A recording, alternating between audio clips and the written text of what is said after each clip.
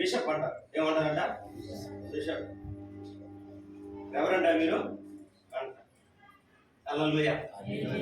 ఎందుకంటే నేర్చుకుంటే చాలా మంచిది వాక్యం.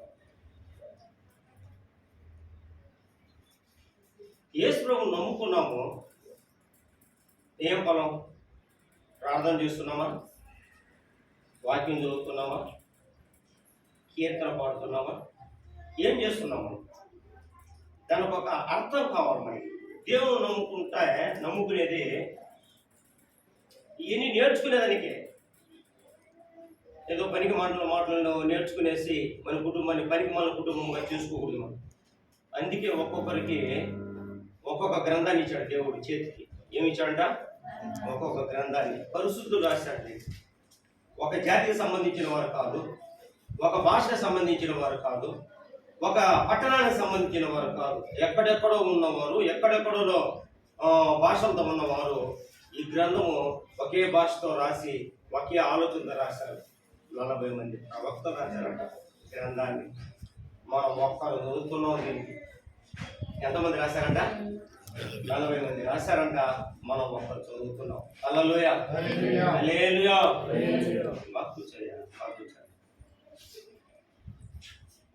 వాక్యాన్ని బాగా తీసుకొచ్చాడు చాలు. ఆ వాక్యం అలా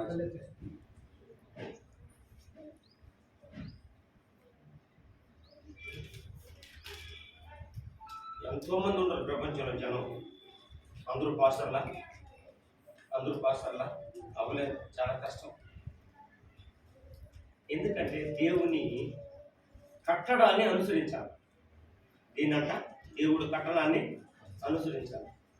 అనుసరించి ఆ మార్గాన్ని పోతూ ఆ మార్గంలో వాక్యం నేర్చుకొని మనం వాక్యానుసారం నడుచుకొని ఇతరులకు వాక్యం చెప్తేనే పోదాం. లేకపోతే వేరే విధంగా పోతే అది అబద్ధం పోదా అంటారు. హల్లెలూయా, హల్లెలూయా. కనుకనే దేవుడు మనకి మంచి సమయాన్ని ఇచ్చాడు. ఎంతో మందికి లేదు ఈ కృప, దేవుని కృప మనకి. ఎందుకంటే ఆదివారం ఆరాధన చేస్తున్నాం, ఇంటికి పోతున్నాం. ఈ వారం అంతా దేవుడు మనల్ని కాచి కాపాడుతాడు. ఆదివారం తెల్లారో కొద్దిగా మనకు జీవాన్ని ఇస్తాడు దేవుడు. ఏమిస్తాడంట? జీవాన్ని. ఊపిరి ఉంటేనే వస్తాం మనం ఇక్కడికి. ఊపిరి లేకపోతే వచ్చి ఆరాధన చేయలేము. సచినులు ఆరాధన చేస్తారా? ఇప్పుడు సచిన శవాన్ని గుండె పెడేస్తాము, లేచి కూర్చొని ఆరాధన చేస్తా ఉంటుంది శవము. లేదు, బతికిన వారు మాత్రమే ఆరాధన చేసేవారు. అందుకే యేసు ప్రభు జీవంతో ఉన్నాడంట. ఆయన ఎలా ఉన్నాడంట? ఆయన జీవంతో ఉన్నాడు. కనుకనే మనం జీవంతో ఆయన ఆరాధన చేసేవారుగా సృష్టించుకున్నాడు దేవుడు. హల్లెలూయా. మనం ఒకరోజు మట్టికి వెళ్ళిపోతాం. అక్కడ ఆరాధన ఉండదు, అక్కడ ప్రార్థన ఉండదు, అక్కడ వాక్యం ఉండదు. బతుకున్నప్పుడే నేర్చుకోవాలి. చనిపోయాక మనం ఏమి నేర్చుకుంటావు? చనిపోయాక నీ కుటుంబాన్ని నువ్వు సరి చేసుకుంటావు. బతికినప్పుడే మన కుటుంబాన్ని మనం సరి చేసుకునే వారంగా జీవించాలి. హల్లెలూయా, హల్లెలూయా. వాక్యాలు విక్రమ చదివాడు. నేను కాడనే చదవదామా? 115వ కీర్తన. టైం ఉందిగా మనకి. 4, 5, 6, 7, 8 వచనాలు చదవాలి. 4 వచనాలు చదువు ముందు చేస్తాడు విక్రమయ్య. చదవండి. ఎవరన్నా ఒకరు చదవగలుగుతారా? వారి విగ్రహములు వెండివి బంగారువి, అవి మనుషుల చేతి పనులంట. వారి విగ్రహాలు ఏంటంట? కొన్ని వెండి ఉంటాయి, కొన్ని బంగారం ఉంటాయి, కొన్ని మట్టి ఉంటాయి, కొన్ని చెక్క ఉంటాయి, కొన్ని రకరకాలుగా తయారు చేసుకుంటారు వాళ్ళు. సిల్వర్తోను, ఇనుముతోను, ఇన్ని రకరకాలుగా తయారు చేసుకుంటారు. 4వ వచనం ఏం చెప్తున్నదంటే, వారి విగ్రహములు వెండి బంగారువి, అవి మనుషుల చేతి పనులే. బంగారం చేసేవాళ్ళు మనుషులే, వెండిని చేసేవాళ్ళు మనుషులే. కానీ ఆ విగ్రహాల రూపాన్ని తయారు చేసి ఈయన వెంకటేశ్వరుడు అని పేరు రాస్తారు. ఒక విగ్రహాన్ని తయారు చేసి ఈయన వినాయకుడు అని పేరు రాస్తారు. ఒక విగ్రహాన్ని తయారు చేసి ఈమె అమ్మ అని పేరు రాస్తారు.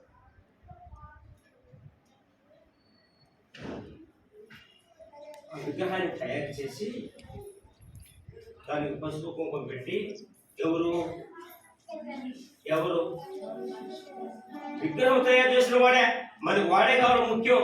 మళ్ళా మనం గుళ్ళో తెచ్చి బొమ్మలు పెడితేనే దండం పెడతామా? మీరంతా హిందువులను చూసారా? పుట్టుక క్రైస్తవులా? మీరందరూ అక్కడ చెప్పండి.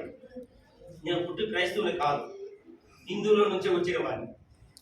బొమ్మను తెచ్చి గుళ్ళో పెట్టినా లేకపోతే మన ఇంట్లో దేవుడి రూమ్లో పెట్టినా మనం పోయి దేవుడికి దండం పెడతాం, అప్పుడు పసుపు కుంకుమ అన్నీ పెడతాం. కానీ తయారు చేసిన వాడే మొదట పసుపు కుంకాన్ని మనకి నేర్పించి అనిపిస్తాడు బొమ్మకి. హల్లెలూయా, హల్లెలూయా. వాడే తయారు చేస్తాడు. ఒక చెట్టు కొమ్మ తెస్తాడు, కొమ్మల నుంచి తయారు చేస్తాడు. ఇది వినాయకుడు అని చెప్తాడు. దానికి పసుపు కుంకుమ పెట్టి ముందు వాడే దండం పెట్టి మళ్ళీ అనిపిస్తాడు. హల్లెలూయా. ఎందుకు దండం పెడతా అంటాడు? నిన్ను నేను తయారు చేసిన, నిన్ను ఇంత రేటుకి అమ్ముతా. ఏంటంట? నేను నిన్ను ఇంత రేటుకి అమ్ముతా. ఆ రేటు పలికేటట్టుగా చూడు స్వామి. ఎందుకంటే కష్టపడ్డాను కదా. చెట్లో కొమ్మ తెచ్చినా, చెక్కినా, నేను ఇన్ని రోజులు 15 రోజులు పట్టింది నాకు చెక్కేదానికి. నా బిడ్డలు, నా భార్య, నా కుటుంబం ఏమైపోవాలయా? నిన్ను నమ్ముకొని చెక్కిన కాబట్టి నువ్వు మంచి రేటు పోవాలా. ఏం పోవాలంట? మంచి రేటు పోవాలా. కాబట్టి మంచి రేటు చెట్టుగా చూడని ఫస్ట్ దండం పెట్టిన వాడే. హల్లెలూయా, హల్లెలూయా, హల్లెలూయా. కనుకనే మనం గొప్పవాళ్ళని చెప్తాను కావాలంటే. మనం గొప్పవాళ్ళం. ఎందుకంటే యేసు ప్రభువును నమ్ముకున్నాం కనుక, యేసు ప్రభువును ఆరాధిస్తున్నాం కనుక. ఏ దేవుని దేవుడు అంటే ఏం చెప్తాం మనమా? యేసు ప్రభు నా దేవుడు. ఎవరంట? ఏ దేవుని దేవుడు అంటే యేసు ప్రభు నా దేవుడు అని గొప్పగా చెప్తున్నాం. అటు ఆదాయం కోసం వచ్చి మనం దేవుడికి దండం పెట్టడం లేదు ఇక్కడ. అది రేటు పోవాలని చూసి కూడా నమ్మకంతో ఉండలా మనం ఇక్కడ. వాక్యమే దేవుడు, దేవుడే వాక్యం. ఆది యందు వాక్యం ఉండెను, వాక్యము దేవుని యొద్ద ఉండెను, ఆ వాక్యమే దేవుడై ఉండునంట. కనుకనే వాక్యమే మనకు నమ్ముతున్నాం. కానీ విగ్రహాలను నమ్మలా, పేరును నమ్మలా, దేని నమ్మలా. ఆదాయం కోసం వచ్చి కూర్చోవాలా మనం? ఆదాయం కోసం కూర్చున్నారా? నా కష్టాజీతంలో వేసిపోవాలా. ఏంటంట? నా కష్టాజీతంలో కానుకేసిపోతా నేను అంతే అనుకుంటున్నాం. కాబట్టి ఈ 4వ వచనము బంగారం ఉన్నాయి, ఎండి ఉన్నాయి, మట్టి ఉన్నాయి, ఇనుము ఉంది, ఇత్తడి ఉంది. ప్రతి ఒక్క దాన్ని తయారు చేసుకుని వారు పూజిస్తూ ఉన్నారు. అమ్మా ఇటు వచ్చేసి ఖాళీగా ఉంది, నీకు ఎడగదా ఫ్రీగా కూర్చో. నువ్వెందుకు వెనకైనా కూర్చుంటావు? హల్లెలూయా. 5 చెప్పమ్మా, 5 చదువు. వాటికి నోరుండి భాగము. అబ్బా, వాటికి నోరేమో పెడతాడు శిల్పి తయారు చేసిన వాడు. కన్ను నుండి చూడవు, మాట్లాడవు, చూడవు. అది విగ్రహం. అదేనట, అది విగ్రహం. కన్నుండాయి, నోరుంది, ముక్కుంది, అన్నీ ఉన్నాయి. కానీ అది విగ్రహం, అది పలకదు. మన దేవుడు మాట్లాడే దేవుడా కాదా? మన దేవుడు ఆలోచన చేసేవాడా కాదా? మన దేవుడు కన్ను లేవా? మన దేవుడికి ముక్కు లేదా? మన దేవుడికి నోరు లేదా? నీకు నాకు ఉండేది ఎందువల్ల పెట్టాడు ఆయన?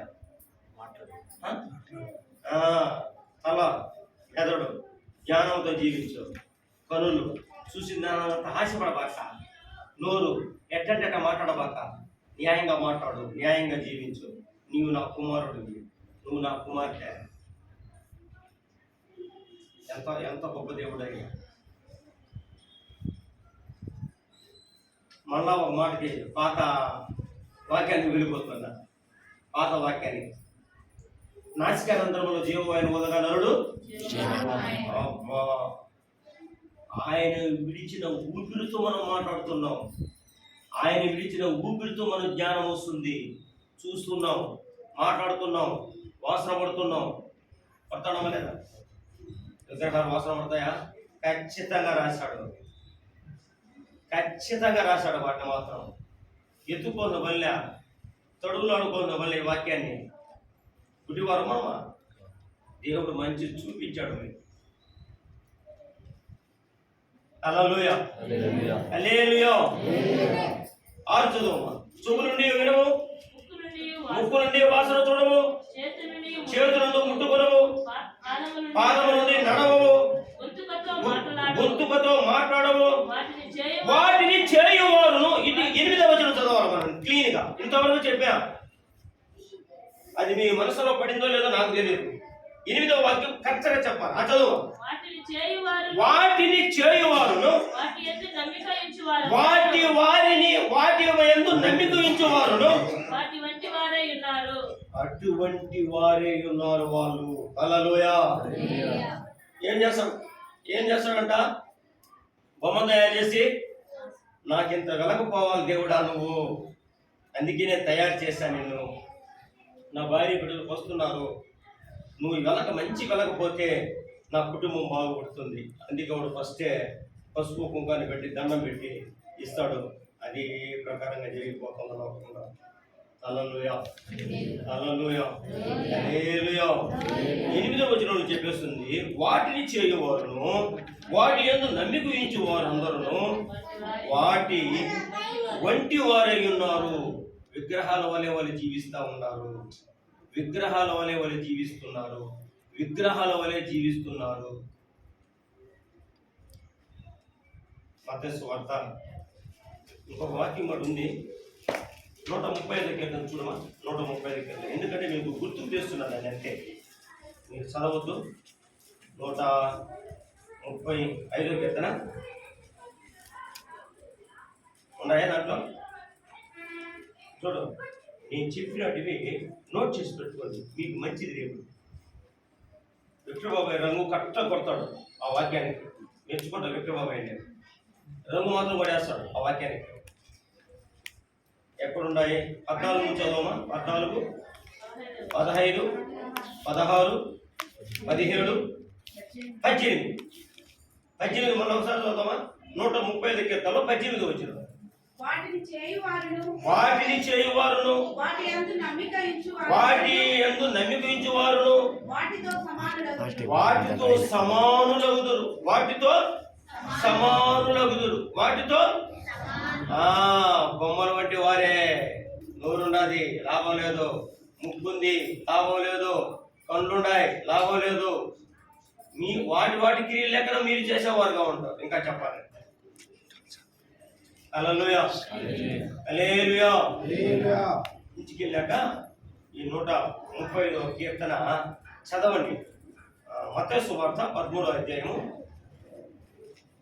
మత్తయి సువార్త 13వ అధ్యాయం.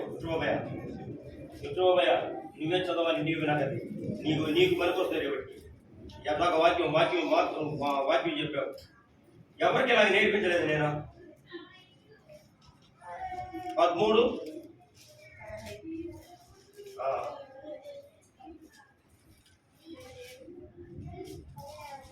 అదే చదువుమా. ఈ ప్రజలు కనులారా చూచి చెవులారా విని హృదయముతో గ్రహించి మనసు తిప్పుకొని నా వలన స్వస్థత పొందుకుంటున్నట్లు వారి హృదయము కొవ్వినది, వారు చెవులు వినుటకు మందములైనవి, వారు తమ కన్నులు మూసుకొని ఉన్నారు. కనుక మీరు వినుట మట్టుకు విందురు గాని గ్రహింపరు. హల్లెలూయా, హల్లెలూయా, హల్లెలూయా. వినేదానికేమో వింటారు, దాన్ని గ్రహించలేని స్థితిలో ఉంటున్నారు. మీరు వాక్యం చదువుతారు, ప్రార్థన చేస్తారు, కీర్తన ఫస్ట్ క్లాస్గా పాడతారు, కానీ వినేదానికేమో వింటారు, కానీ దాన్ని గ్రహింపలేని స్థితిలో మీరు జీవిస్తున్నారేమని ఒక్కసారి మనకి యేసు ప్రభు హెచ్చరిస్తున్నాడు. ఎవరు రాశారంట దీన్ని? యేసు ప్రభు మాట్లాడుతున్నాడు. ఇక్కడ యేసు ప్రభు మాట్లాడుతున్నాడు. మీకు అర్థం అవ్వాలంటే 12వ వచనం చదువుదామా? వద్దు, 10వ వచనం చదువుకుంటా వద్దామా? అమ్మ చదువు, నువ్వు చదువు. తరువాత శిష్యులు వచ్చి నీవు ఉపమాన రీతిగా ఎందుకు వారితో మాట్లాడుచున్నావని ఆయన అడగగా ఆయన వారితో ఇట్లా, నేను పరలోక రాజ్యం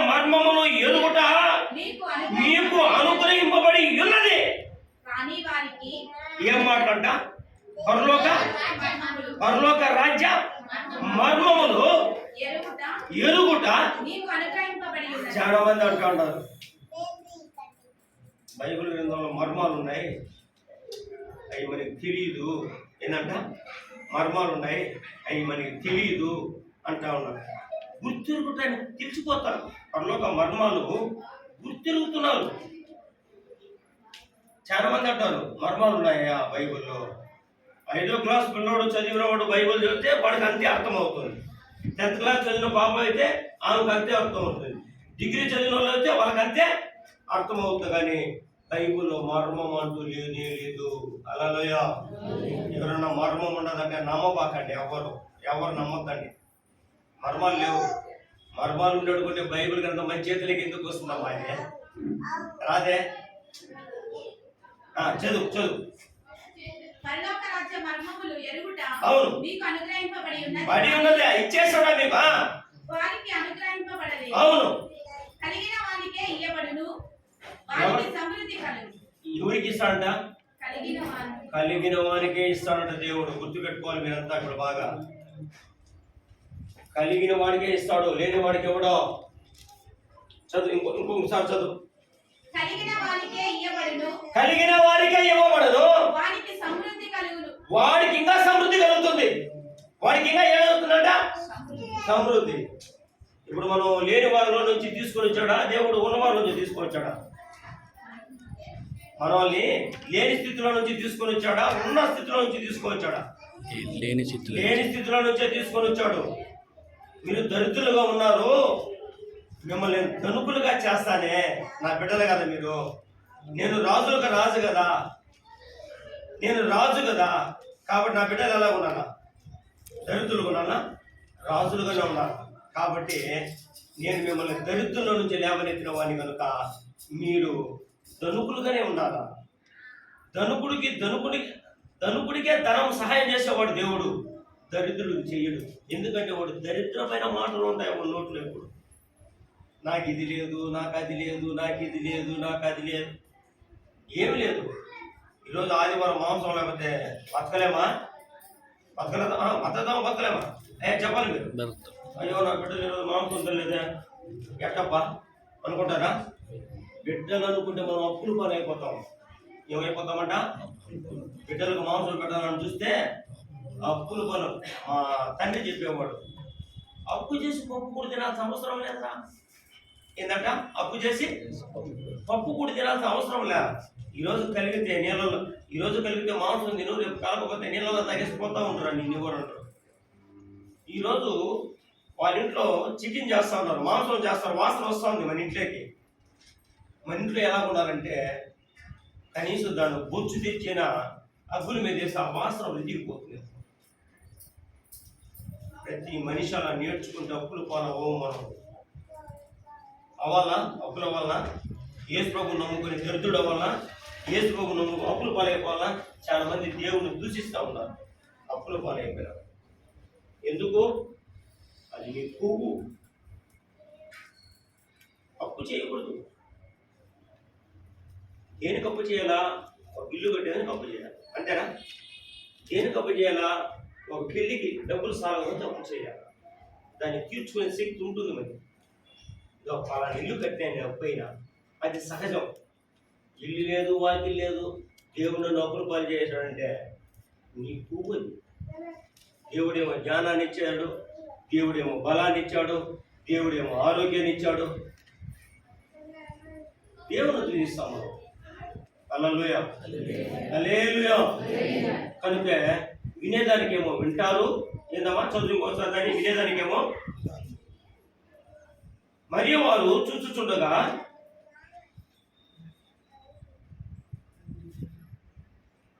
ఎక్కడ చదివి నువ్వు? లేని వారికి ఇప్పుడు కలుగున్న వారికి ఇస్తాడు సమృద్ధిగా. లేని వారికి చెప్పమా? లేని వారికి కలిగింది కూడా వారి యొక్క నుండి తీసివేయును. గుర్తుపెట్టుకోవాలా? దరిద్రమైన మాటలు రాకూడదు మన దగ్గర. ఈరోజు మన దగ్గర ఉన్నదంటే ఒకరికి ఇవ్వేది లేదు. ఈరోజు మనకి లేదంటే ఒకటి ఇచ్చేవాడు లేడు, అంతేనా కాదా? ఇచ్చేవాడు ఉన్నాడు మనకి? ఎవడో మనకుంటే ఒక ఇస్తామా? ఇవ్వం. కాబట్టి ఉన్నింది ఉన్నట్టుగా చెప్పుకోవాలి మనం. నా కాడ ఇంకా లేదయ్యా, దేవుడు నాకు ఇంకా ఇయ్యలేదంటే ఇంకా ఇయ్యలే. ఇక్కడ చెప్తా ఉన్నాడు వాక్యం, నేనేం చెప్పాలి మీకు. ఈ సంఘ పెద్దలు ఏమో రాసి నా చేతులు ఇయ్యలే, ఇటు చెప్పయ్యా నువ్వు వాక్యం అనేసి. ఇంకోసారి చదువు మగానే. కలిగిన వానికే ఇవ్వబడను, వానికి సమృద్ధి కలుగును, లేని వానికి కలిగినది వాని యొద్ద నుండి తీసివేయబడును. అంతే వాక్యం. కాబట్టి ఇక్కడ వినేదానికేమో వింటారు, గ్రహింపనే గ్రహింపరు. విగ్రహాలు చేసిన వారు ఎలా ఉంటారంట? అట్టివారే. విగ్రహాలు చేసిన వారు ఎలా ఉంటారంట? అట్టివారే, అట్టివారే. మన దేవుడి విగ్రహం కాదు. మన దేవుడి విగ్రహమా? అదే, ఆయన జీవంతో ఉన్నాడు. ఆయన రోమ ప్రభుత్వం వారందరూ ఆయన్ని కొట్టి చంపివేసి సిలువలో ఆయన కాల్చి పెట్టి 3వ దినం మరలా ఆయన పునరుద్ధరణగా లేచి మళ్ళా ఒక 500 మందితో మనుషులతో కలిగి తిరిగి శిష్యులు భయపడిపోతున్నారు. శిష్యులు భయపడి ఇళ్లలో తాళాలు వేసుకుంటున్నారు. వాళ్ళందరినీ మళ్ళా పిలిచి, నేను యేసు ప్రభునైనా, నేను యేసు మీతో కూడా ఉన్నవాడిని, మీరు ఇలాగుంటే ఎట్లా అంటే, కొంతమంది నమ్ముతున్నారు, కొంతమంది నమ్మల. యేసు ప్రభు ఎవరు నమ్మలేదంట శిష్యుల్లో?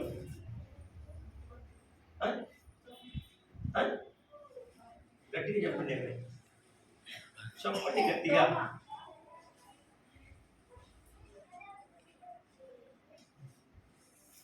నమ్మల్ని పిలుప తోమని ఎక్కడ రాయబడి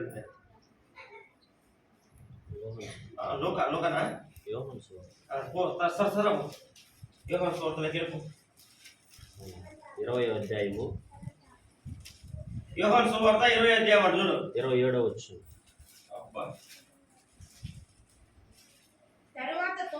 కొంచెం కొంచెం కొంచెం తోమని చెప్పింది మళ్ళీ డౌట్ వచ్చేసినావు. ఒక్కసారి క్లాస్ కొడతాం, ఒక్కసారి క్లాస్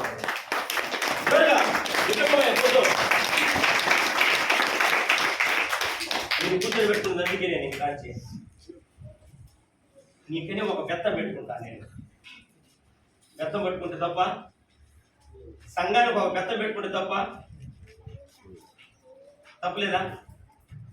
సంఘానికి ఒక బెత్తం పెట్టుకుంటే తప్పులేదు. అదే అపోస్తలుడైన పౌలు అంటాడు కొరింథీ సంఘానికి, నేను బెత్తంతో రావాలన్నా మీ వద్దకి. ఎంత హక్కుతో మాట్లాడుతున్నాడు చూడు దేవుని వాక్యం గురించి. ఎంత హక్కు ఉందంటే అంత హక్కుతో మాట్లాడుతూ, అంత సొంతంగా. ఒక తండ్రి ఒక బిడ్డని దండించేదానికి ఎట్లా దండిస్తాడో, నా సంఘాన్ని కానీ అలాగ దండించాలని ఒక కోరిక అపోస్తలుడైన పౌలుకి. అట్లా విష్ణుబాబు ఏదో ఒక బెత్తమని పెట్టుకోవాలి రెడీగా. హల్లెలూయా. చదువు చదువుమా. అందుకు తోమా, అందుకు తోమా 28, అందుకు తోమా నా ప్రభువా నా దేవా నేను యేసు నీవు నన్ను చూచి నమ్మితివి, చూడక నమ్మిన వారు ధన్యులని అతనితో చెప్పాను. హల్లెలూయా. 27 చెప్తే ఆయన అడుగుతున్నాడు, నీ పక్కన బల్యంతో పుట్టారు కదా ఆ గాయాన్ని చూపిస్తున్నాడు. గాయాలు నమ్మల. వెంటనే ఉన్నాడు తోమా, నమ్మల. ఎక్కడొచ్చి మరణించాడు తోమా? ఎక్కడొచ్చి మరణించాడు? ఇండియాకి వచ్చాడు. మొదట కేరళకే వచ్చాడు.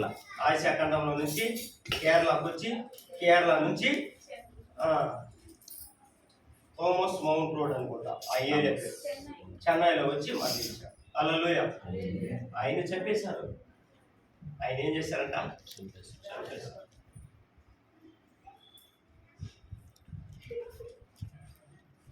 నమ్మల.